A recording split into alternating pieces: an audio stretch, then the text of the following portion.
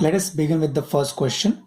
The question is, what will be the energy of each photon? Energy of each photon in a monochromatic light of frequency 5 into 10 raised to 14 Hertz. So first of all, we will write the given quantity. We will write the given quantities. So it is given the frequency of monochromatic light is 5 into 10 raised to 14 Hertz, and we have to find the energy E of each photon, and we know the formula. E is equal to h nu, which is equal to value of h is 6.63 into 10 raised to minus 34 into value of frequency is what, 5 into 10 raised to 14, which will be equal to 6.63 into this 5 into 10 raised to minus 34 plus 14, it will become minus 20, which will be equal to, if I multiply this, I will get 3.315 into 10 raised to minus 19 joule. So this is the energy of photon. Now see here, the calculations I will directly write. You just check the calculations by doing it in the rough work. Okay, so I will write the directly values, right? So 6.63 into 5 into 10 raised to minus 20, the final answer is going to be 3.315 into 10 raised to minus 19 joule. Now see here, if I want to convert this energy in joule to electron volt, now what I will do, I will just divide this value of 3.315 into 10 raised to minus 19 by 1.6 into 10 raised to minus 19. So it will get converted into electron volt.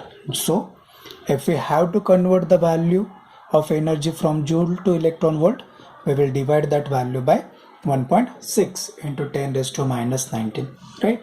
So 10 raised to minus 19 with this 10 raised to minus 19 will get cancelled.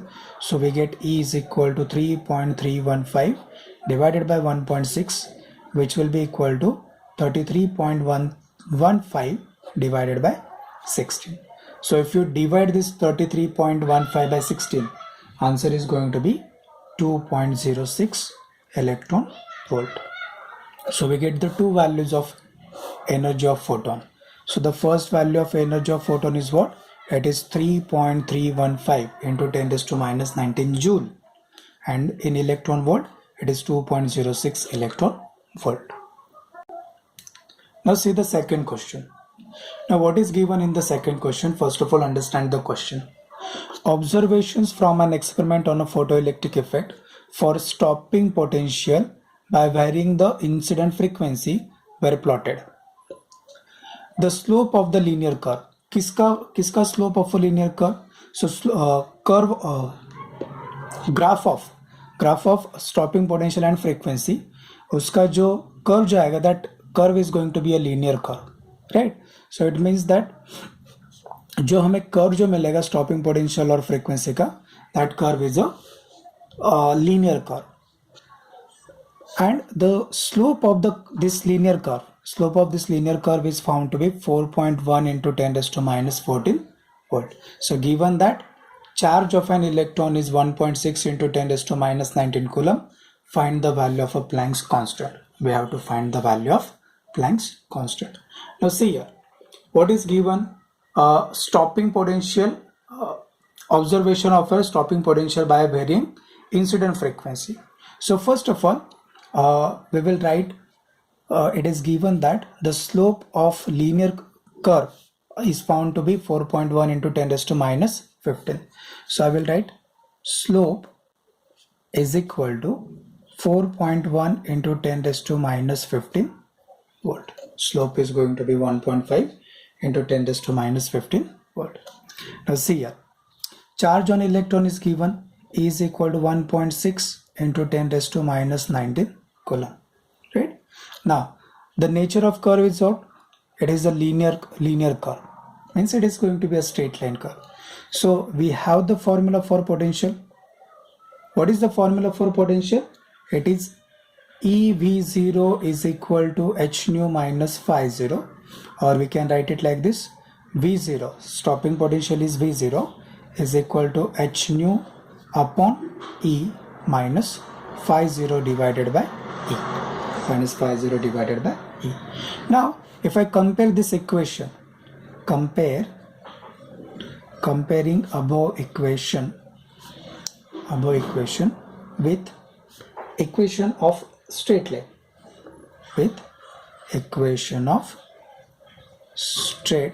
So if I compare this equation with the equation of straight line, what is equation of straight line? Y is equal to mx plus c. This is the equation of straight line. So if I compare this equation, see here, the graph is given of what?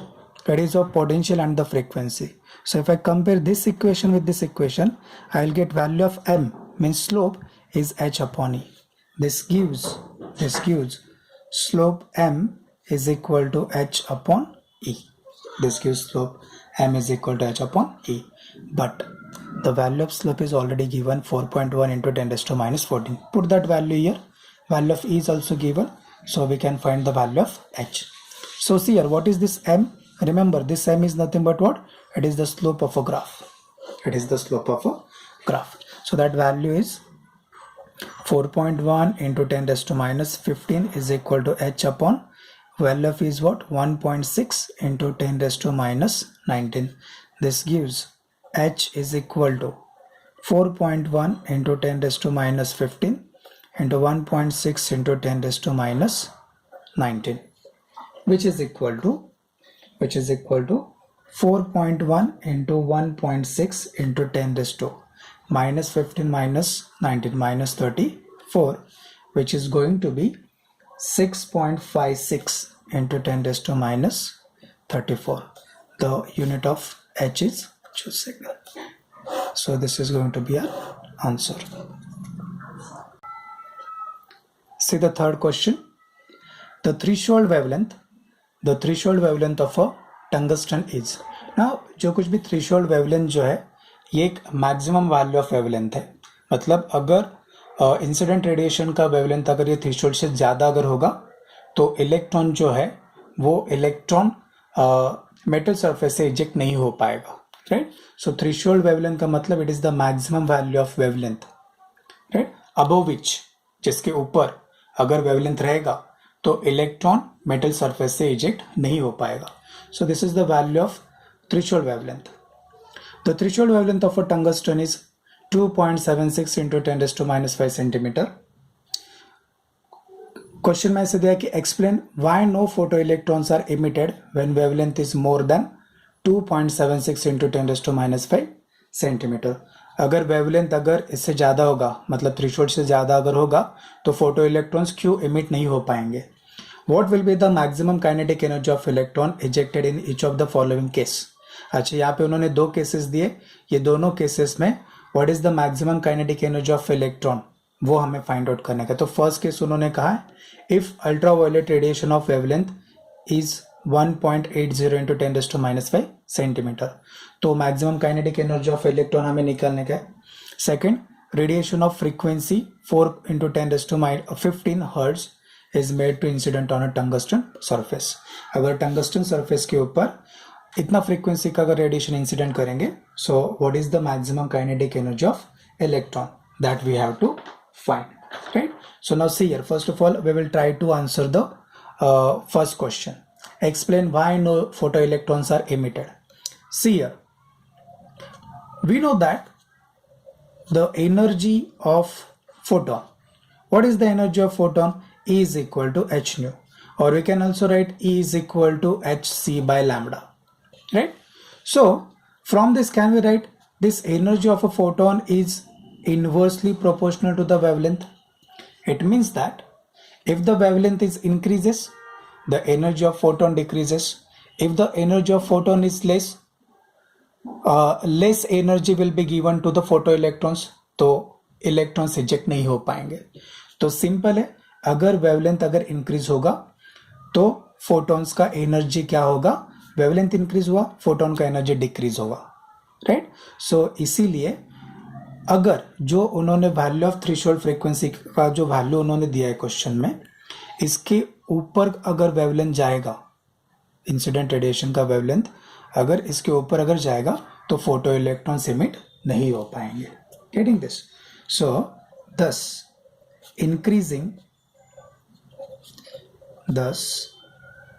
increasing wavelength, thus increasing wavelength beyond lambda 0, which is our threshold frequency, which is given in this question, decreases the energy of photon. अगर energy of a photon decrease हुआ तो photo electrons eject नहीं हो पाएंगे, and electrons can not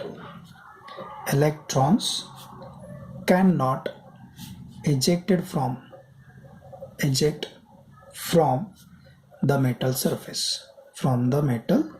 surface.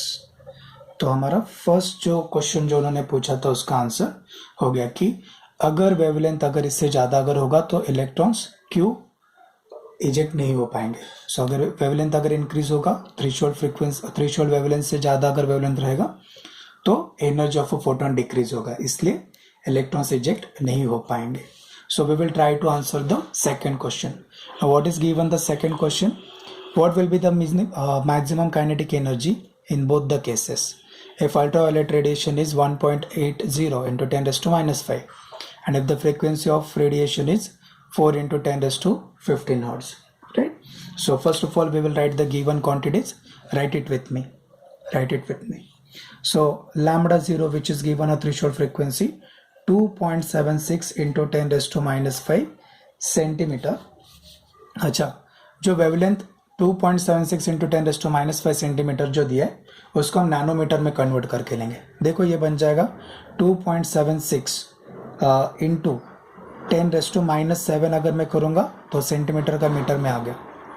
Nanometre में अगर मुझे convert करने का है so it will become 276 into 10 raised to 2 decimal आगे शिफ्ट किया, ये बन जाएगा -9 metre, which will be equal to 276 nanometre.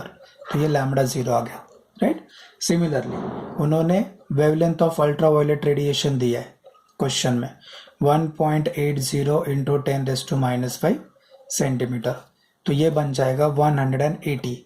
जैसे 2.76 इंटू 10 रेज़ टू -5 सेंटीमीटर बना 276 नैनोमीटर, ये 1.80 इंटू 10 रेज़ टू -5 सेंटीमीटर बनेगा 180 नैनोमीटर, राइट. और फ्रीक्वेंसी उन्होंने क्या दिया, न्यू का वैल्यू उन्होंने दिया 4 into 10 rays to 15 hertz, and we have to find the maximum kinetic energy. So maximum kinetic energy is going to be question mark. So कौन से फॉर्मूलाज हम यहाँ पे यूज करेंगे आपको मेरे साथ साथ लिखने का. So the formulas that we will use, 2 formulas हम यूज करेंगे. अच्छा, उन्होंने जो थ्रेशोल्ड वेवलेंथ जो दिया है ना लैम्बडा 0, उसके ऊपर से हम वर्क फंक्शन निकाल पाएंगे.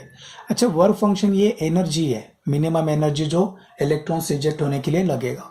सो वर्क फंक्शन का फॉर्मूला हम यहाँ पे लिखेंगे, it is hc upon lambda 0, work function का फॉर्मूला. तो ये फर्स्ट फॉर्मूला में लगेगा, और सेकेंड फॉर्मूला जो अपना मैक्सिमम काइनेटिक एनर्जी का है which is equal to h nu minus 50, या फिर hc बाय लैम्बडा माइनस 50, ये फॉर्मूला हमें लगेगा. तो सबसे पहले तो हम 50 का वैल्यू हम निकाल के लेंगे. Okay, now see here the value of 50.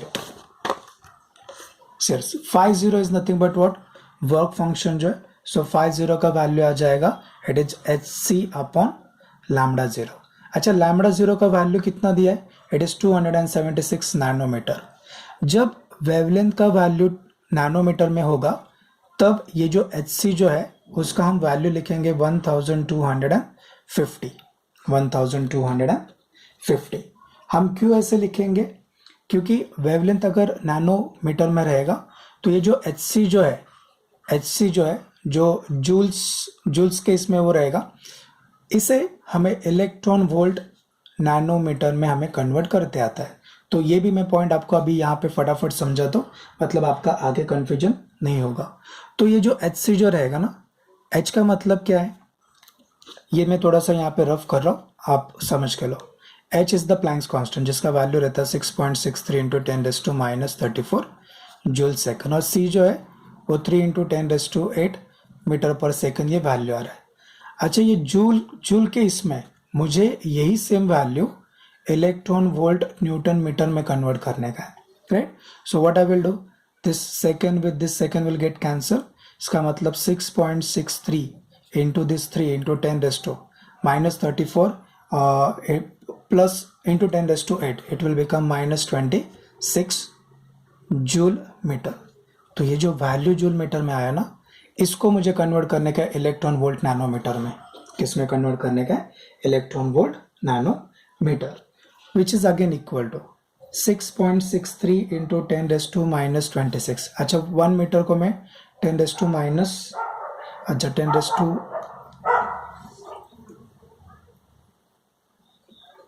9 nanometre में लिखता हूँ इसको, 10⁹ नैनोमीटर, और ये जूल एज इट इज। अच्छा ये जो वैल्यू जो आएगा 6.63 into 10 raise to minus 26 into 10⁹, अगर ये वैल्यू को मैं 1.6 इंटू 10 रेज टू माइनस 19 से डिवाइड करूंगा तो ये कन्वर्ट हुआ इलेक्ट्रॉन वोल्ट नैनोमीटर में, जिसको आगे अगर मैं सॉल्व करूंगा तो वो वैल्यू मुझे मिलता है 1250 इलेक्ट्रॉन वोल्ट नैनोमीटर।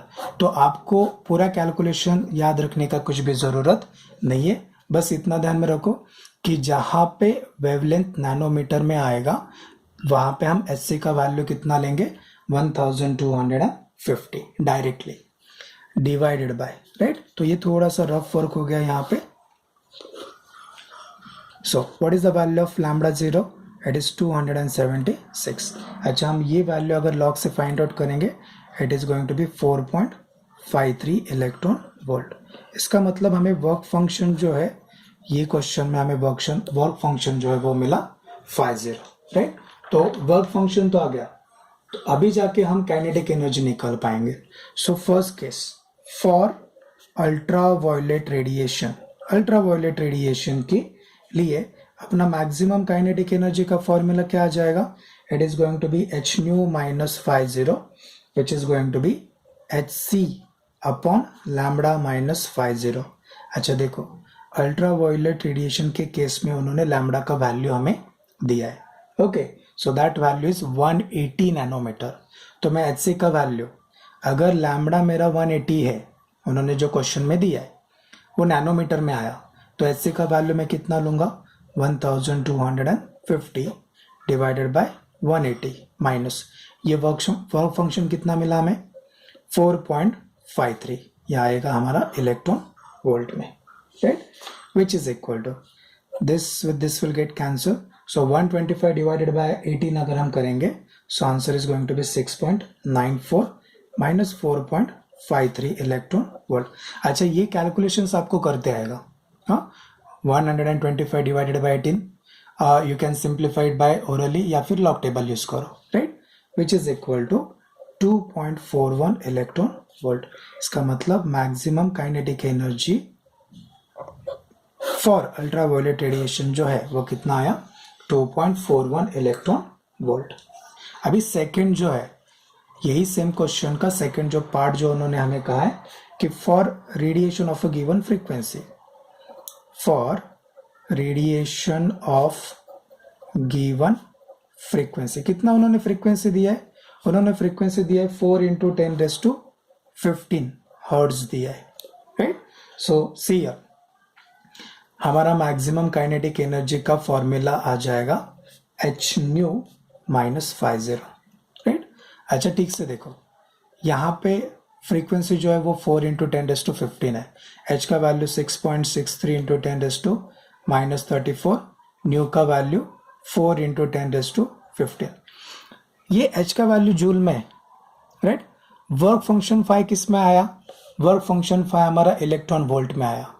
तो इसको मैं क्या करता हूँ, इसको मैं 1.6 इंटू 10 रेज टू माइनस 19 से मैं डिवाइड करता हूँ, तो ये जो फर्स्ट जो टर्म है ना ये भी इलेक्ट्रॉन वोल्ट में आ गया, माइनस 50 का वैल्यू है 4.53, right.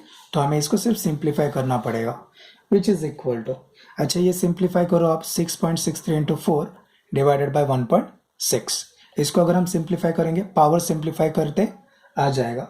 So if I simplify this it is going to be 26.52 divided by 1.6 minus this 4.53 which is equal to 16.57 minus 4.53 which is equal to 12.04 electron volt. तो ये आ जाएगा maximum kinetic energy when the frequency of radiation is given, when the frequency of radiation is given. So what you have to do, आपको मेरे साथ साथ लिखने का है, तब आपको अच्छी तरह से ये समझ में आ जाएगा। Right it with me. Okay, so see the next question. See the fourth question. Photo current recorded in the microammeter in an experimental setup of photoelectric effect vanishes when the retarding potential is more than 0.8. मतलब photoelectric current vanish हो रहा है जब potential 0.8 बन रहा है, तो इसका मतलब ये अपना stopping potential है। If wavelength of incident radiation is 4950 angstrom, if the source of incident radiation is changed, if the second source is taken, the stopping potential turns out to be 1.2 volt। मतलब second stopping potential मिला अगर source जो है incident radiation का change किया। Find the work function of the cathode material, मतलब जो अपना इमिटर प्लेट है ना, उसका वर्क फंक्शन निकालने का है। And the wavelength of the second source, और सेकेंड सोर्स जो यूज किया है उसका वेवलेंथ निकालने का है। ठीक से सुनो, क्या क्या हमें निकालने का है। जो कैथोड मटेरियल यूज किया, मतलब इमिटर प्लेट जो यूज किया, उसका वर्क फंक्शन निकालने का है 50, राइट। और सेकंड जो सोर्स लगाया, राइट, मतलब जब सेकंड सोर्स उन्होंने अटैच किया, सेकंड सोर्स लिया, तब स्टॉपिंग पोटेंशियल चेंज हुआ, 1.2 वोल्ट हुआ। तो सेकंड सोर्स का वेवलेंथ कितना रहेगा वो हमें निकालने का है। सो फर्स्ट ऑफ ऑल हम गिवन लिख के लेंगे। So see here, initial stopping potential मतलब V01 से मैं उसको लिखूंगा, it is going to be 0.8 volt. और वेवलेंथ कितना था तब, λ1, मतलब जो ओरिजिनल पहले सोर्स था 4950 एंगस्ट्रॉम। इसको हम 4.95 0 इंटू 10⁻⁷ मीटर लिखेंगे। सेकेंड सोर्स जो जब रिप्लेस किया तो स्टॉपिंग पोटेंशियल मिला 1.2 वोल्ट। हमें निकालने का work function of, work function किसका, इमिटर प्लेट, उसका वर्क फंक्शन निकालने का है। और wavelength of the second source, so λ2 is equal to question mark. Getting this. तो चलो, हमारे पास स्टॉपिंग पोटेंशियल के लिए फॉर्मूला है, तो सबसे पहले मैं फॉर्मूला लिखता हूँ यहाँ पे। फॉर्मूला आएगा अपना EV0 is equal to hc/λ minus 50। क्योंकि यहाँ पे इन टर्म्स ऑफ लैम्डा क्यों लिखा मैंने, फ्रीक्वेंसी नहीं दिया है, so it is hc/λ, right. तो अगर हमारे पास ये फॉर्मूला है EV0, तो for first source can we write it like this, for first source, first source के लिए EV01, V0 है स्टॉपिंग पोटेंशियल है, is equal to hc/λ minus 50, right. λ1 लिखेंगे फॉर द फर्स्ट सोर्स है। तो यहाँ पे हमें सिर्फ वैल्यूज पुट करके हमें यहाँ पे सॉल्व करने का है, राइट। सो ये 50 को ट्रांसपोज करो, 50 is equal to hc/λ1 minus EV01 which is equal to lambda का जो वैल्यू है, लैम्डा का जो वैल्यू है वो 4.957 इंटू 10⁻⁷ मीटर है, राइट। तो यहाँ पे हम h का वैल्यू पुट करेंगे, value of h is 6.63 into 10⁻34 into c का जो वैल्यू है वो आ जाएगा 3 into 10⁸ divided by value of lambda कितना है 4.950 इंटू 10⁻⁷ माइनस, अच्छा E जो है ना, E is the charge on electron रहेगा, it is going to be 1.6 into 10⁻⁹ multiply by V01 का वैल्यू कितना है 0.8। तो ये कैलकुलेशन हमें करना पड़ेगा, राइट। तो ये सिंप्लीफाई करो आप, कैलकुलेशन जो है वो सिंप्लीफाई करो, which is turns to be, अगर इसको मैं सिंप्लीफाई करूंगा it is going to be 4.018 into 10⁻⁹। सबसे पहले तो ये पावर्स निकाल दो और सिंपल मल्टीप्लिकेशन करके डिवाइड करो, you can use the log table for that also, right.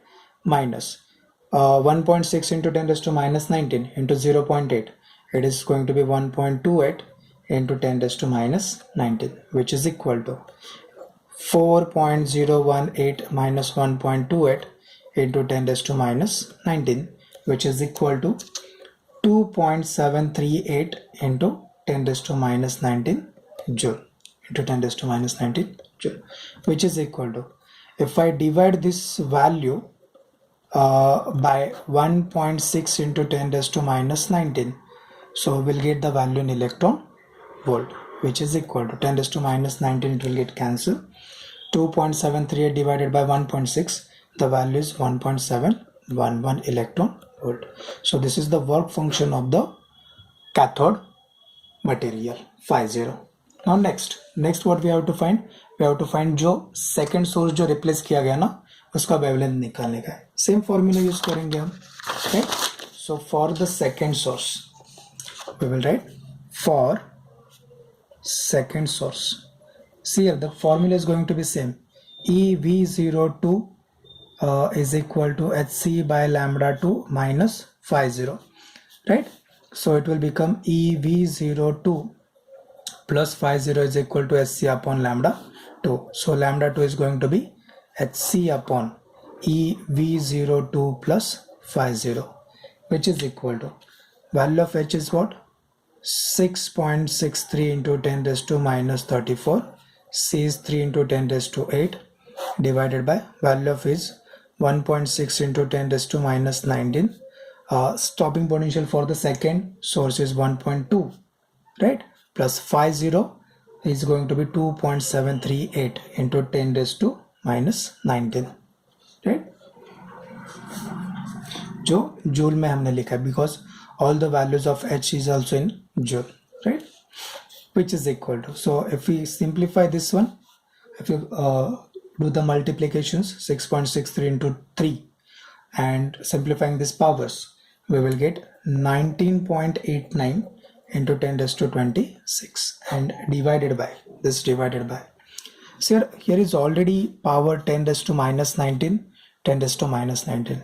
So if I multiply 1.6 into 3.2, I will get here 4.6. Okay, so if I multiply 1.6 into 1.2, it is going to be 1.92 into 10 raised to minus 19 plus this 2.738 into 10 raised to minus 19. Take this 10 raised to minus 19 common and add this 1.92 plus 2.738. So we get here 19.89 into 10 raised to 26 divided by 4.658 into 10 raised to minus 19. So answer is going to be 4.270 into 10 raised to minus 7 meter, which will be equal to 4270 into 10 raised to minus 10 meter, which will be equal to 4270 angstrom. This is the wavelength of the second source. This is the wavelength of second source. See here, you don't have to panic about the calculations. These calculations are very simple calculations. Now if I do all the calculations now, it will take a long time. So I'll just suggest you just multiply it, and in case you need to use the log table, use the log tables. Yes, of course here you'll need the log table. So by using log table, simply you can find the answers. Okay, so use the log table and try to simplify the calculations. Okay, so this was our question number 4. Right, to see the next question.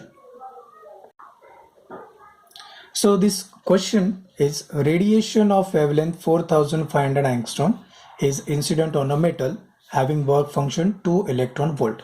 So wavelength is given 4500 angstrom and the work function is given 2.0 electron volt. Due to the presence of a magnetic field, the most energetic electrons emitted in a direction perpendicular to the field move along a circular path of radius 20 centimeter. So ये question में ऐसे कहा है कि जैसे जो emitted electron जो है विच आर द मोस्ट, और उसमें से जो मोस्ट एनर्जेटिक इलेक्ट्रॉन्स जो मैग्नेटिक फील्ड को, लेट्स से दैट ये मैग्नेटिक फील्ड है, इस तरफ ये डायरेक्शन में मैग्नेटिक फील्ड है और ये मैग्नेटिक फील्ड को परपेंडिकुलर मूव हो रहे हैं, राइट. सो जैसे ये इलेक्ट्रॉन्स मूव करेंगे which are perpendicular to the